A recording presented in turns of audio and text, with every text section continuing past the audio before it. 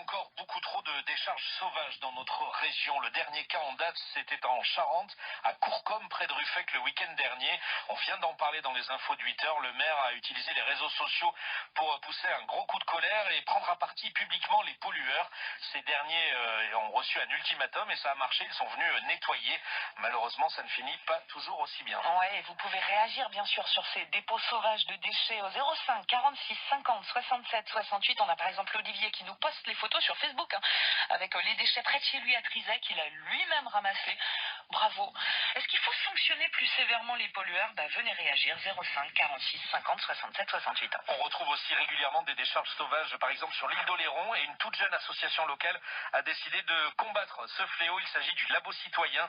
Son président est l'invité de France Bleu ce matin. Bonjour François Sinodinos. Bonjour. Merci à vous d'être en direct avec nous ce matin sur France Bleu. Votre association a décidé de recenser, de cartographier les décharges sauvages sur l'île d'Oléron. L'opération baptisée Halte au dépôt sauvage avec un O comme Oléron. C'est un problème écologique important pour l'île. C'est pas qu'un problème écologique, c'est aussi un problème dans l'environnement, dans le paysage. C'est une mauvaise image de l'île d'Oléron. On a de plus en plus de réseaux de pistes cyclables et tristement, on voit pas mal de choses quand on pense ces pistes cyclables qui sont pas forcément à l'honneur pour l'île d'Oléron. Donc oui, et puis ça fait 50 ans que ça dure. Donc il n'y a pas simplement... J'entendais qu'on verbalise et qu'on sanctionne, mais ça c'est soigner les effets. Il y a un moment donné, il faut aussi s'interroger sur les causes. Pourquoi les gens déposent?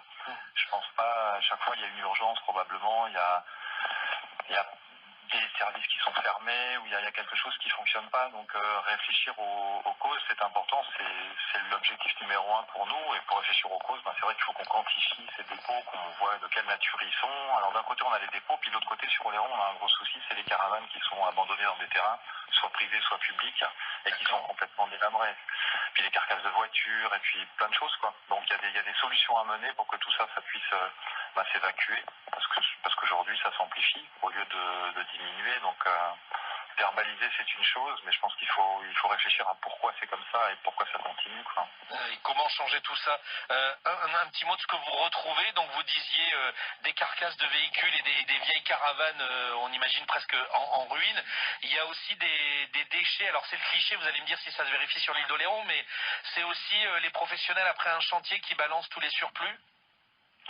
Il y a ça, effectivement. Donc dans ces déchets, on retrouve aussi des pneus, on retrouve des huiles de vidange, des produits plus ou moins toxiques. Donc on peut pas ramasser en fait cette volumétrie. Nous, on n'a pas vocation à ramasser, mais à comprendre le phénomène et à essayer de trouver des solutions, comme par exemple les gens qui font de la démolition, les artisans, ne pouvoir autoriser les particuliers à régler leurs factures qu'à partir du moment où ils présentent une preuve comme quoi ils ont bien déposé en déchetterie ou dans un endroit adéquat les gravats qu'ils ont récupérés de la démolition. Oui, que ce soit sur un système de bons, mais qui ait un engagement au début du chantier à bien tout nettoyer derrière et avec un accès peut-être plus facile aux déchetteries. On pense aux déchetteries. Alors, vous avez tout à fait raison, un accès facile aux déchetteries. Avant, on avait des bourgs où les gens pouvaient aller presque à n'importe quelle heure et les bourgs étaient en centre de village. Je pense à celui de Sauzelle, il était ouvert 24/24. Donc on peut très bien imaginer, comme il y a des dépôts de gravier, des dépôts de tas de choses qui sont du domaine public où on entrepose en fait des choses. On pourrait très bien avoir un entrepôt pour des gravats, parce que les gravats en fait ici, parfois ils sont utiles. Vous les retrouvez du côté ostréicole parce qu'ils servent à paver les chemins entre guillemets pour éviter qu'on s'embourbe l'hiver. Donc vous avez plein de particuliers également qui ont des petits chemins qu'ils ont envie d'entretenir et ils sont à la recherche de gravats. Donc faire un stock de gravats quelque part, c'est autoriser 24/24 des artisans à venir déposer leurs gravats parce qu'il va servir à des particuliers, en faisant attention que dans ces gravats, il n'y ait que des choses qui soient concassables, donc de la vieille brique, du piquage d'enduit, des parpaings. Voilà, c'est des choses qu'il faut réfléchir pour éviter. Après, tout ce qui concerne les caravanes, les carcasses de voitures, etc., c'est un petit peu plus compliqué parce qu'on est sur des terrains privés, donc il faut comprendre la législation, savoir comment ça fonctionne, comment on peut activer, et puis après, débarrasser une caravane, ça demande des moyens. Donc là, on peut, une fois qu'on a compris comment faire, on peut demander aux mairies de nous aider, et puis si les gens sont sommés d'évacuer et ne le font pas, on peut le faire à leur place, moyennant un dédommagement, mettre, je sais pas, quelque chose en place. Vous avez plein de gens ici qui viennent plus en vacances dans le terrain des arrière-grands-parents.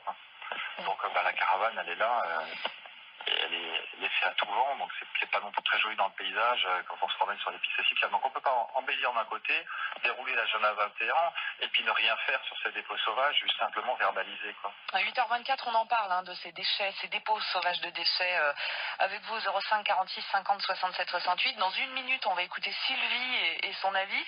Et c'est François Sinodinos, notre invité, qui est le président d'une association qui se bat dans ce sens sur Oléron. Ça s'appelle Labo Citoyen. Oui, président du Labo Citoyen. François Sinodinos, où vous en êtes de ce recensement? Combien de décharges trouvées déjà en quelques semaines, en quelques mois? On a plus d'une cinquantaine de grosses décharges trouvées, dont la volumétrie nous empêche d'enlever, décharges et caravanes comprises. Après, là où on a eu un souci, c'est sur l'élaboration de la cartographie, parce que ça demande des compétences un peu particulières. Alors, on a hésité à essayer des applications type Greenair ou Trash ou autres qu'on a en ligne. Mais souvent, quand on va sur ces applications, on ne peut pas maîtriser, nous, ce que les gens vont photographier et mettre en ligne. On peut pas, donc c'est compliqué parce que souvent, ils photographient 3 sacs plastiques ou le reste d'un pique-nique. Nous, ça nous intéresse pas. C'est des choses que d'autres associations, je sais, s'organisent très bien pour nettoyer, ou même soi-même, quand on passe devant, souvent on fait une photo, mais on ramasse, quoi, et on va déposer. Cette habitude, elle est prise par beaucoup de citoyens. Nous, ce qu'on cherche, c'est de ne pas être pollué par ce genre de petits dépôts. Donc, sur les applications mobiles, c'est compliqué pour nous de lutter contre ça. Du coup, on a développé notre propre application avec un formulaire en ligne qu'on trouve sur le Labo Citoyen, sur le groupe HODF, Alto Dépôt Sauvage. Et là, ça demande du temps. Ça demande un peu de temps pour tout mettre au point. En plus, la personne qui était responsable, en fait, elle a des soucis de santé. Donc, pour le moment, on invite, on cherche des gens pour nous aider à... Bien sûr, vous avez besoin de renforts et faire la cartographie la plus large possible. Je vous propose, François Sinodinos, de prendre un premier appel d'auditeur. Les déchets sauvages, on en parle, ces dépôts, avec vous, 05 46 50 67 68. Le matin, vous avez la parole. 05 46 50 67 68. Et pourquoi il y en a autant? Première piste avec Sylvie qui nous appelle de Charente. Bonjour Sylvie. Bonjour Sylvie. Bonjour.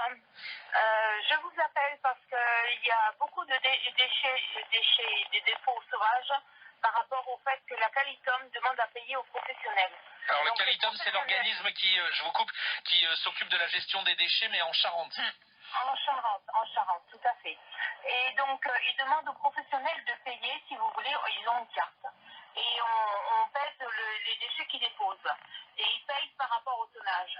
Donc, pour éviter de payer ces déchets, on va dire entre guillemets, donc ils déposent comme ça, tout va dans la nature. Ouais, c'est gratuit, donc du coup ça coûte rien. Alors, d'après vous, Sylvie, c'est quoi? C'est parce que c'est trop cher ou il faudrait obliger quand même ces professionnels à en passer par la déchetterie, et même s'ils doivent payer?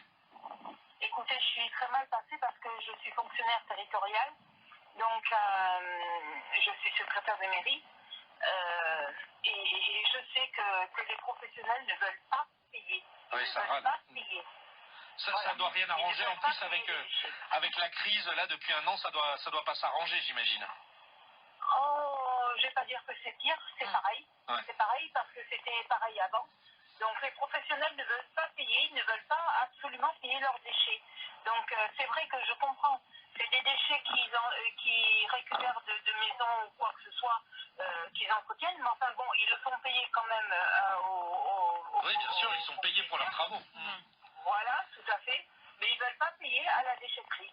Donc on jette dans les chemins. Ouais. Et puis voilà. Merci beaucoup Sylvie pour ce témoignage. Une réaction, François Sinodinos, peut-être sur ces problèmes de déchetterie. Là, on voit il y a un changement de mentalité à avoir. On est encore loin du compte.